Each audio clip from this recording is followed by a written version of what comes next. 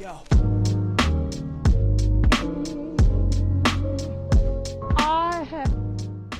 Hey guys, this video is going to be a little bit different than normal, but I had this idea last night, late at night, to come up with a list of like 10 different TV shows that are not like as well known about. So that's what this video is. I've compiled my favorite hidden and underrated shows. I'm going to go through them, I'm going to talk about them, talk about the plot basis, where you can watch them, stuff like that. My burn is bleeding. If you guys are new here, my name's Izzy, and I make videos. Okay, let's get on with the video, I guess. It's kind of stormy, and I low-key vibe with it. The first show recommendation I have is Boy Meets World. It follows a boy named Corey throughout his life from like 6th grade to college, I think. Him and his friend Sean. I mean, it's coming of age Boy Meets World. If you guys have seen Girl Meets World, the dad is actually Corey, and a lot of the characters are the same actors. It is 10 times better than Girl Meets World, 1,000 times better than Girl Meets World. It's so funny, it's just really good. You'll understand Girl Meets World a lot better too. That is currently the show that I'm watching, and my siblings and family actually really like it too, so it's a good family show, super fun.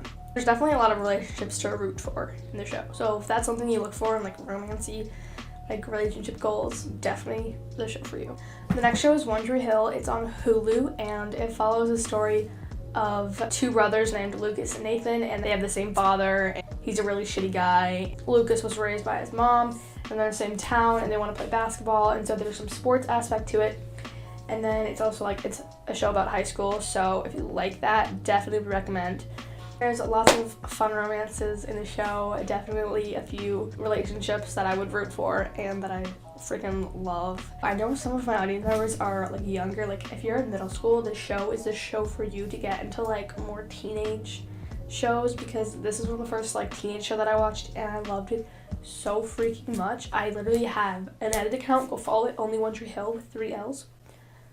Yes, this show is drama filled. Every episode there's new twists and turns and things happen, and it's like, love that show. Favorite show of all time, possibly.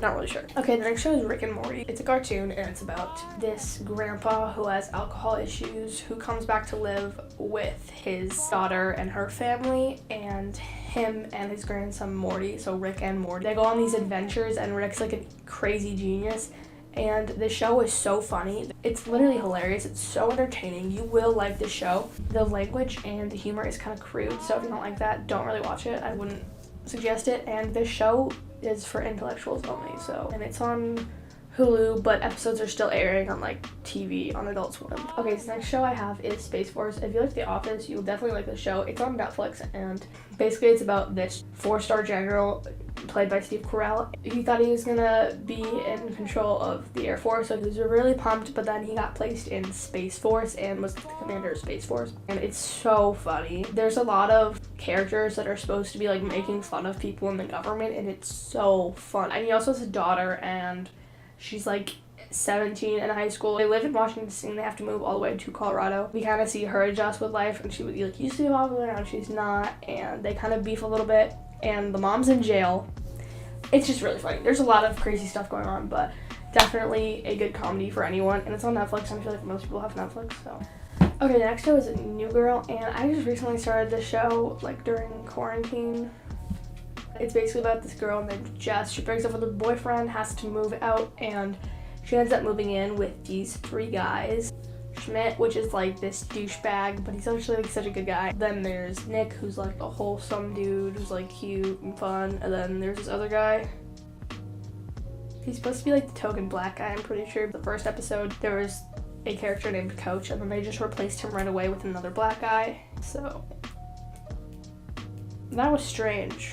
You guys like Zooey Deschanel? She plays Jess in the show. It's just like really funny, and you see how like she goes through her life using them for advice, and then like just like living with all guys, and like that dynamic is really interesting. I don't know, I really like the show. Okay, the next show is The 100.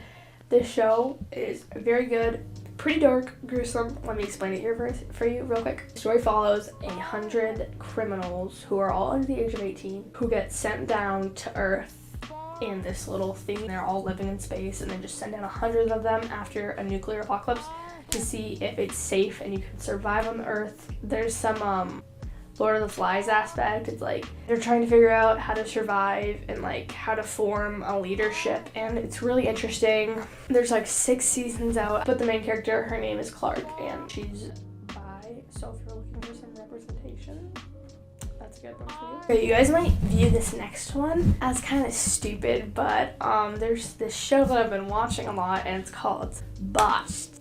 It's a reality show, and it's about these people who have like botched plastic surgery jobs. No, you're kidding. You're kidding. They come in, and these 2 doctors, there's like a nose plastic surgeon, and then there's like the boob guy. It's a really interesting show just because like I love seeing the before and afters. I don't know, like I love seeing it go from like really ugly to like really perfect, and I feel like not a lot of people like recommend binge watching this show, but I really like this show.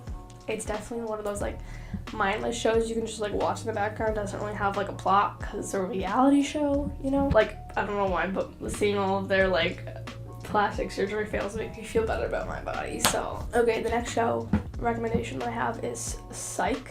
It's about this guy named Sean and his best friend Gus, and Sean's dad was a detective, and he kind of trained him to be like really observant, and he would notice things that other people wouldn't, and he's like very highly observant. Like he'll like see stuff that people won't notice, and he'll piece the clues together, and then he'll be like, I'm a psychic. And through doing this, he kind of tricked the police department into thinking that he's a psychic, and so he helps out on cases. It's like a detective show. It's really good. It's kind of like Sherlock in that sense, but it's a comedy, so it's super funny. If you like detective shows, you'll love this show. This is one of my favorite shows of all time. It's so freaking funny.